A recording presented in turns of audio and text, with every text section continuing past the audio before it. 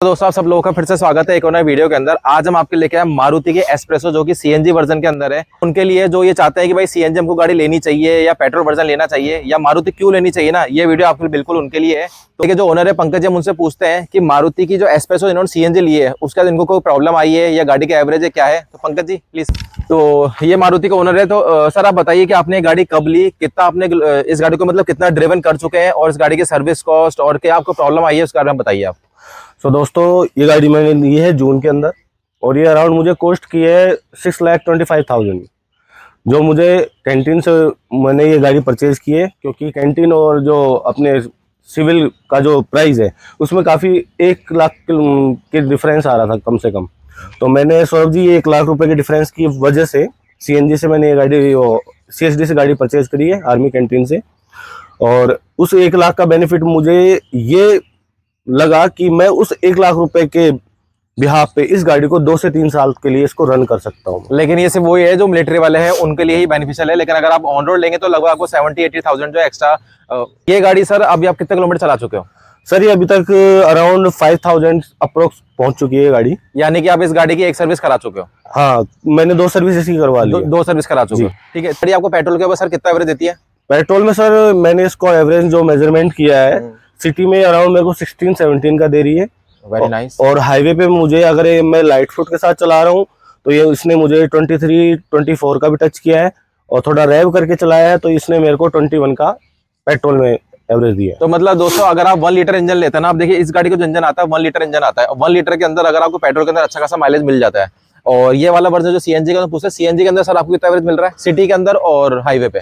चलो सीएनजी के लिए मैं आपको पूरा एक फुल वेरिएंस में बताता हूँ इसका एवरेज, क्योंकि मैं डेली अपने ऑफिस के लिए इससे अप डाउन करता हूँ। मेरा ऑफिस अराउंड 1 साइड 15 किलोमीटर है, तो मुझे घर आना और जाना 30 किलोमीटर पड़ता है जी। तो उसमें मुझे अगर full bumper to bumper traffic है, जहां मेरी गाड़ी को मैंने 30 गियर के ऊपर पुल नहीं किया, इवन 4th गियर मैंने कभी अप्लाई नहीं किया, उस कंडीशन में ये गाड़ी मुझे ऑन एसी और सिंगल पर्सन 23-24 का आराम से इजीली सीएनजी पे एवरेज दिया है। मतलब आप देख सकते हैं दोस्तों, अगर आप ना बम्पर टू बम्पर ट्रैफिक के अंदर गाड़ी चलाते हैं तो भी आपको जो है ये लगभग 23-24 का एवरेज देती है। तो इसी वजह से लोग जो है ना वो मारुति प्रेफर करते हैं। लोग बोलते हैं कि अरे मारुति की बिल्ड क्वालिटी नहीं है, मारुति का ये नहीं है। हालांकि मारुति ने जो अपनी बिल्ड क्वालिटी को सुधारा है, अभी आपने देखा होगा नई डिजायर जो आई है उसका वीडियो भी आपको जो है फ्यूचर मिल जाएगा। मारुति लेते हैं ना वो प्रेफर करते हैं, वो इसी वजह से करते हैं क्योंकि इस गाड़ी का जो है एवरेज अच्छा है। और डेली कम्यूटर सेगमेंट को जिनको गाड़ी चाहिए ना कार की, भाई हमको तो कार में घूमना है और एसी चला घूमना है, तो उन लोगों के लिए जो है ना मारुति गाड़ी बेस्ट होती है। हालांकि मैं मानता हूँ इसके अंदर आपको सेफ्टी से कॉम्प्रोमाइज करना पड़ता है, लेकिन क्या होता है बिल्ड क्वालिटी और सेफ्टी 2 अलग चीजें हैं। सेफ्टी होती है जिसके अंदर कंपनी आपकी सेफ्टी के लिए क्या क्या इक्विपमेंट्स ला रही है, जैसे सीट स्पीड अलर्ट हो गया, आपके एयर बैग्स हो गए, सेंसर्स हो गए, तो ये होते हैं सेफ्टी। और जिसको आप लोग सेफ्टी बोलते हो वो चीज होती है बिल्ड क्वालिटी। तो सेफ्टी जहां आती है वहां बिल्ड क्वालिटी डिफरेंट चीज है। तो सेफ्टी के पर्पज से अब डिजायर ने अच्छा एक स्कोर किया है। बिल्ड क्वालिटी नो डाउट जैसी है वो वैसी ही रहेगी, क्योंकि बिल्ड क्वालिटी और सेफ्टी दोनों अलग चीजें हैं। आप दोस्तों सोचते हैं कि हमको सेफ्टी चाहिए, तो भाई सेफ्टी का ये है कि अगर आप कोई सी भी गाड़ी ले लो, लेकिन अगर आप 100-150 की स्पीड में गाड़ी को भगाओगे कहीं ठोकोगे तो देखो सेफ्टी जो चीजें हैं उसके अंदर उसमें वैसे भी कहीं काम नहीं आने वाली। एयर बैग है, एयर बैग आप कितना सेफ करेंगे। तो एक वो चीज है कि आप गाड़ी आप जितनी भी बढ़िया गाड़ी ले लो, लेकिन कहीं ना कहीं आपको भी जो है अपनी ड्राइविंग पर कंट्रोल रखना पड़ता है। और अभी हाई अर्निंग पर्सन हो, एवरेज कहीं ना कहीं मैटर करता है। अगर कोई इंसान ये बोले कि नहीं मुझे एवरेज से कोई मतलब नहीं है, अगर उसकी गाड़ी 2 का 3 का एवरेज दे रही है, वो खुद बोलेगा कि नहीं यार इसका तो एवरेज ही नहीं, ठीक। तो इस गाड़ी का मेन सोर्स जो मुझे लगा है वो ये है कि जिसकी डिमांड सिर्फ एक कम्यूट पर्पज से है कि मुझे डेली कम्यूटर सेगमेंट की गाड़ी चाहिए, मुझे A to B सेगमेंट में कहीं पे भी जाना है, तो उसके लिए ये चीज बेस्ट है। क्योंकि सीएनजी में मुझे ये ऑन हाईवे ऑल सवारी ऑक्यूपाइड सीट्स मुझे इसने 32 किलोमीटर का 1 kg सीएनजी में इसने एवरेज दिया है। हाईवे जैसे अगर आप डोमिनार लेते हैं वो आपको 4 लाख की पड़ती है, अभी कोई 400 सीसी की कोई बढ़िया स्पोर्ट्स बाइक लेते हैं तो वो आपको 4-5 लाख की पड़ती है। तो उस हिसाब से तो बढ़िया ये है कि आप कोई नॉर्मल स्पोर्ट्स बाइक लेने से बढ़िया आप कार ले लो। जैसे आप सर्दी है, गर्मी है, बारिश है। आपके व्यूअर्स को एक इंटरेस्टिंग पॉइंट और बता दूं जिनसे इनको और अच्छा लगेगा इस सीएनजी व्हीकल के लिए, कि अभी सर्दियां स्टार्ट हो गई है, तो इस time without AC single person जो इसको ड्राइव कर रहा है वो सिटी में बम्पर टू बम्पर ट्रैफिक में 27 से 28 का एवरेज ये निकाल रही है। मतलब जो एक आप पेट्रोल की को बाइक चला रहे हैं ना 300 सीसी या 400 सीसी, उस रेट में तो उससे भी कम रेट में तो बंदा कार से घूम रहा है विद एसी चला के, गर्मी के अंदर, सर्दी गर्मी बारिश में कोई टेंशन नहीं है उसको। मारुति की सबसे बड़ी चीज क्या होती है कि आपको सर्विस को बहुत कम मिलता है। कितना पड़ा आपको पहला सर्विस कॉस्ट? देखो अभी तो मेरी फ्री है, लेकिन जितना मैंने इंक्वायरी की है तो इसकी सर्विस कॉस्ट मुझे ऑथराइज सर्विस सेंटर ने इसकी 3200 के अराउंड बताई, जिसमें सब कुछ इसका ऑयल वगैरह सारा सब कुछ जो भी है सारा कवर होगा।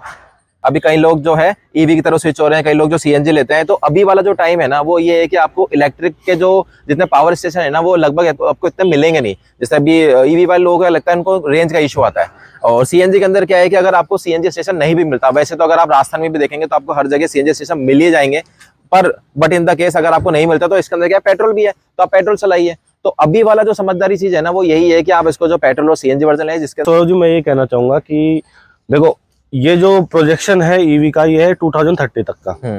तो तब तक अगर दो चीजें होती हैं, देखो एक पर्सन होता है जिसके पास एक लिमिटेड पैसा है, एक पर्सन है जिसके पास पैसा है अच्छे अमाउंट में, ठीक है, वो ईवी की तरफ जा सकता है।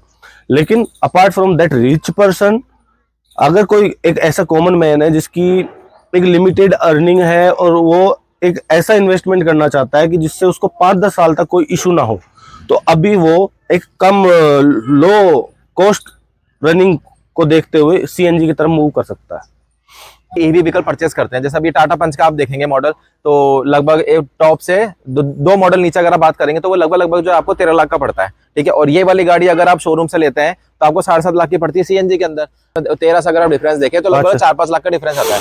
4 लाख के अगर आप देखें इसके अंदर सीएनजी डलवाते हैं आप, इसमें तो अगर इवन आप पेट्रोल भी चलाते हैं तो 4 लाख के अंदर तो वैसा 10 साल इजीली चला लेंगे। बिल्कुल। मैंने जो एक कैलकुलेशन लगाई है सौरभ जी, तो इसमें मुझे जो कैलकुलेशन मेरे अकॉर्डिंग लगी है, मैं 35 to 40K का फ्यूल कंजम्पशन पूरे ईयर में इससे करूंगा, जिसमें मैं अपने ऑफिस रूटीन भी कवर करूंगा और जो घर के कुछ भी सैटरडे संडे को जो आसपास के जो भी वर्क होंगे वो भी मैं बाय इस कार कर सकता हूँ। और जिसमें सर आपको घूमने का भी बहुत शौक है तो आप वो भी घूमते हैं। बिल्कुल बिल्कुल। तो दोस्तों देखिए, अगर जिसको घूमने का शौक है, जिनको डेली कम्यूटर भी चाहिए, उनको लग रहा है कि मेरे को तो बाइक चलानी ही नहीं है, तो उनके लिए सही है कि जो आप देख सकते हैं ओनर को जो 40 से 42 हज़ार के अंदर ये बंदा लगभग पूरे साल गाड़ी ड्राइव कर लेगा। और इस गाड़ी का सर्विस कॉस्ट आपको लगभग 3,500 3200 समथिंग आपको सर्विस कॉस्ट पड़ रहा है। तो क्या पड़ा आपको लगभग 50,000 अगर आप देखें मोटा सब कुछ मिला करके, तो 50,000 के अंदर तो आप पूरे साल ये बंदा गाड़ी चला लेगा। तो सीएनजी का जो बेनिफिट है ना दोस्तों, सीएनजी का बेनिफिट ये मिलता है। तो अब दोस्तों आप बताइएगा कि आप अभी भी जो है वो पेट्रोल, आपको जो है पेट्रोल वाली गाड़ी पसंद आती है, सीएनजी वाली गाड़ी पसंद आती है, ईवी की पसंद आती है, तो आप अपना कमेंट कर जरूर बताइएगा। उसके बाद जो हमारा जो नेक्स्ट वीडियो आएगा ना, अब हम जो है सीएनजी और ईवी को भी कंपेयर करने वाले हैं कि उन दोनों में भी आपको क्या बेस्ट पड़ता है। बिल्कुल। और एक कुछ चीजें और मैं ऐड करूँ, इसकी जो ग्राउंड क्लियरेंस है जी, तो मारुति की एंट्री सेगमेंट गाड़ी आती है ऑल्टो K10, ठीक है, तो उसके कंपैरिजन में इसकी ग्राउंड क्लियरेंस बहुत अच्छी है। मेरा सबसे जो एक हाई कंसर्न था इस गाड़ी को लेने का, उसकी ग्राउंड क्लियरेंस को भी था, क्योंकि मेरा जो रूरल एरिया जहाँ मैं कभी अपने गाँव की तरफ जाता हूँ तो वहाँ पर कुछ खराब रास्ते हैं, तो उसमें मुझे ये बिल्कुल भी दिक्कत नहीं देती। इवन अभी जयपुर में इतनी भारी बारिश के अंदर भी मुझे किसी तरह की भी किसी भी गड्ढों के अंदर कोई इशू नहीं आया बिल्कुल भी। तो दोस्तों इस गाड़ी के अंदर देख लीजिए आप, ग्राउंड क्लियरेंस आपको अच्छा खासा मिल जाता है। मतलब अगर देखा, मारुति जो है ना वैसे इंडिया के अंदर काफी प्रैक्टिकल गाड़ी बनाती है।